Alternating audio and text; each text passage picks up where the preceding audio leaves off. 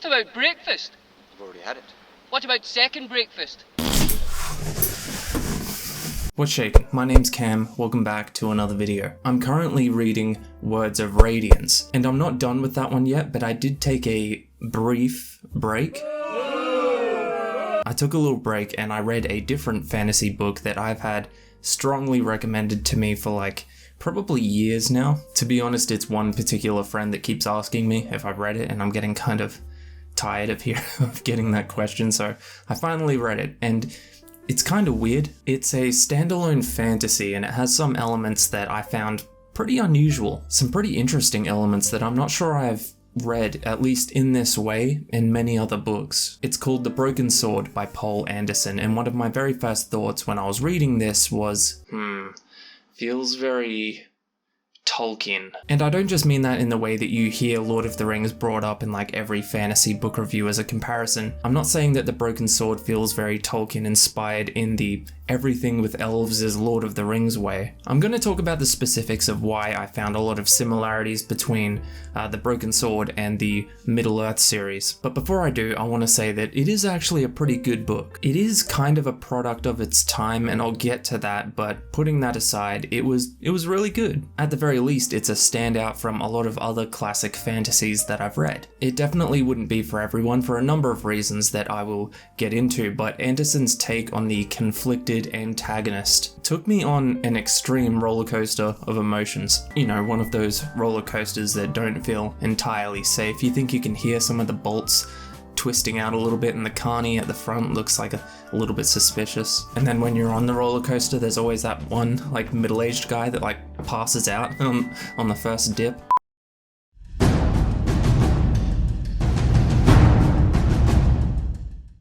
Alright, first things first, let me give you a brief, spoiler-free rundown of the story of The Broken Sword. One of the most interesting and complicated aspects of the book is that we have a world inhabited by fantasy creatures, primarily elves, trolls, and fictional gods, but the world that they inhabit is our world. Now that's not unheard of, obviously, and I wouldn't even say that's unusual. Generally, that's how we get the urban fantasy or magical realism subgenres, but The Broken Sword is set in the time period that the Vikings settled in England, which is a really interesting period in itself, but it's set during the time that the Vikings were settled in England, and it frequently talks about the fantasy gods, or the fictional gods, alongside Christianity and Norse gods and Norse worship. They were very much linked, and in fact a lot of the characters in the story believed that they all existed in tandem with each other, which was really interesting and, I mean, confusing.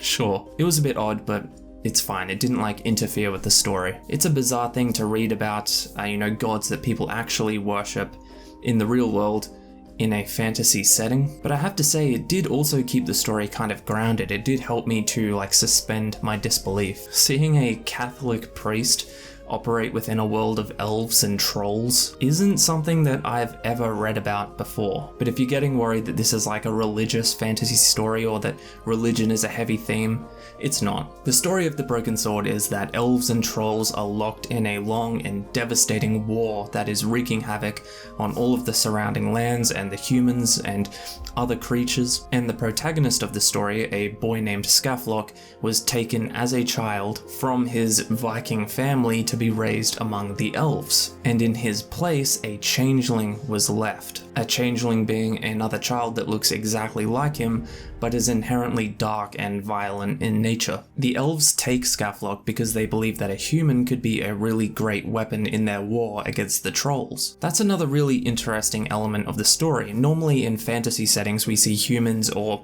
the race of man, being presented as like the weakest. In fact, that's like a running theme in pretty much all fantasy and sci-fi. When we compare the human race to like alien civilizations or fantasy races, we're always the lamest. That's just how it is, and I mean that's probably how it would be, to be honest. So Anyway, in the Broken Sword, humans are physically the weakest, however, they also lack the many magical weaknesses that these fantasy creatures have, and that is what makes the humans, or in particular Skafloc, so dangerous. So both Skafloc and the Changeling grow up believing that they belong to these families that they are raised into. Skafloc with the elves, the Changeling with the Vikings. Remember that the Changeling looks like a human, looks fine. They grow up in these families, but they know that they're different in at least some way, so they get confused, and despite being polar opposites as far as characters go, their character arcs are actually almost a perfect parallel. They're confused about their place in their families and in the world at large, and then they end up becoming entangled in the Great War. So the large battles in the Broken Sword are written to be quite epic, and without giving away any spoilers, the Broken Sword itself, I mean the actual sword that is broken, is a bit of a MacGuffin that reminds me both of Aragorn's Broken King's Sword and the Ring of Sauron. That's a large part of why the story feels so Tolkien to me. You have this dangerous relic that can effectively change the entire tide of the war, but that relic also has a very grim, dark cost on whoever bears it. That's the general story of the Broken Sword, so now onto the fun part.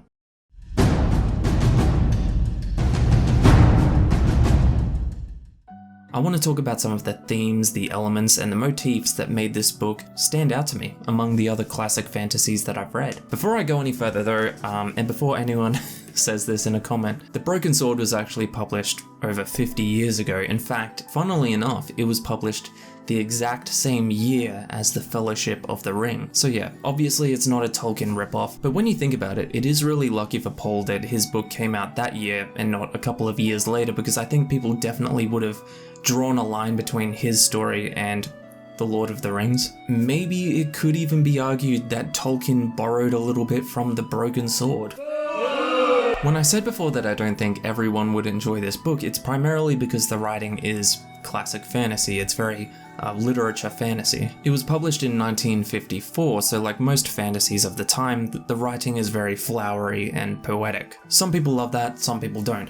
Personally, I prefer more straightforward language, kind of akin to like modern fantasy, but the more classic style of writing isn't a deal breaker for me. Like, it's not a big deal. The sentences are long and they're lyrical, but I still feel like it's very accessible to fantasy fans. It's not like trying to read literal Old English or like Shakespeare or anything like that. You'll be okay. Unfortunately though, you do sometimes get some very bloated descriptions of characters and locations, especially women. Don't get me wrong, I was actually really surprised by how tough Poul made a lot of the women in this story, considering the time period that it was written in. There is a character in The Broken Sword that is actually pretty similar to Eowyn from The Lord of the Rings in my opinion, but when the ladies are described, they are still very romantically written. The male character meeting them will fall in love with them at first sight and spend half a page going on and on about their eclipsing beauty, blah blah blah. Sometimes the story had some strong simp energy, if that makes more sense. With that said, you also do get some absolute gems. There was a line that I really liked during one of the big battle scenes. So this is a line when the elves are pushing on the trolls and they're advancing. The trolls went back and back, only their trampled dead holding fast. Also, there's another one I like. Skafloc felt the strength drain from him like wine from an overturned cup.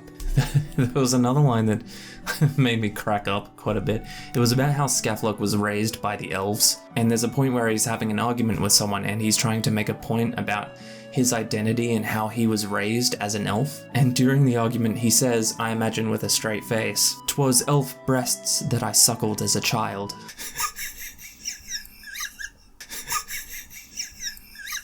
One of my favourite things about The Broken Sword is the Changeling character, the antagonist of the whole story, because it did something that you don't see a lot from classic fantasy. The Changeling was extremely conflicted about their identity in this world and in the war. They were inherently violent and explosive and did horrible things. That was just part of their nature, but that's also a part of the theme of their character. The Changeling was raised in a human family, in a loving human family. He was very dark-natured, and he knew this.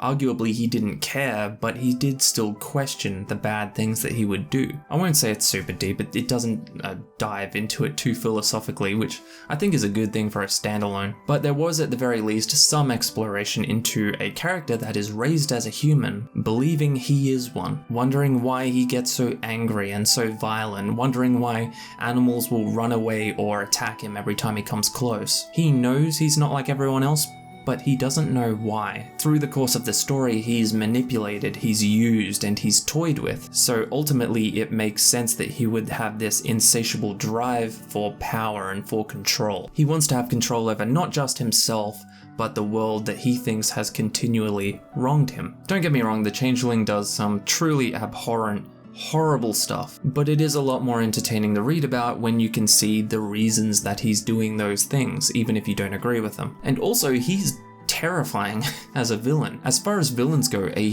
demonically violent Viking with a big great axe. It's pretty intense. Add to that the Changeling's unpredictable and extreme nature, and you have a recipe for some good old-fashioned violence. Another thing that I found really fascinating was how Anderson approached this story as a standalone. It's really not that long, even when you compare it to like one book in most other fantasy series. So to pack this epic fantasy war story into a pretty short standalone, we would sometimes get time skips that were effectively the montages in a movie. We would maybe skip a big journey from one city to the next in a couple of sentences, or we could skip a few years in a paragraph. That's a hard thing to do well, but it worked for me. You definitely could split The Broken Sword into a longer series, maybe make it a trilogy or at the very least a duology, but at the end of the day, I think Poul proved that you really don't need to. If we're all being honest, I think there's a lot of fantasy series, especially now with modern fantasy, that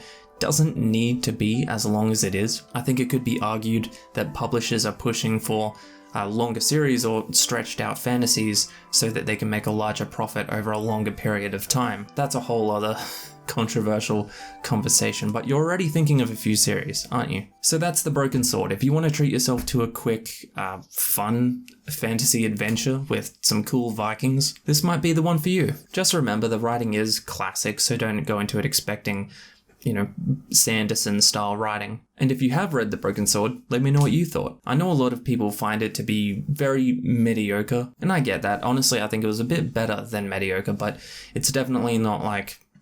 At the end of the day, it's not as good as The Lord of the Rings. But I think that could also be attributed to how short it is. Also, how insane is it? Like, when you really think about it, how insane is it that this book came out the exact same year as The Fellowship of the Ring? I think technically The Broken Sword broke a lot of the same ground that Tolkien did, with nearly none of the recognition, which is kind of sad. I think it's a real shame that so few people know about, or at least are talking about, this book. I make weekly videos on fantasy and horror books, doing reviews, video essays, discussions, a whole bunch of stuff. So if you like that, I would love it if you stuck around. Thanks so much for watching, especially for watching through the whole video. It really does mean a lot to me. Thank you. I'll see you in the next one. Catch ya.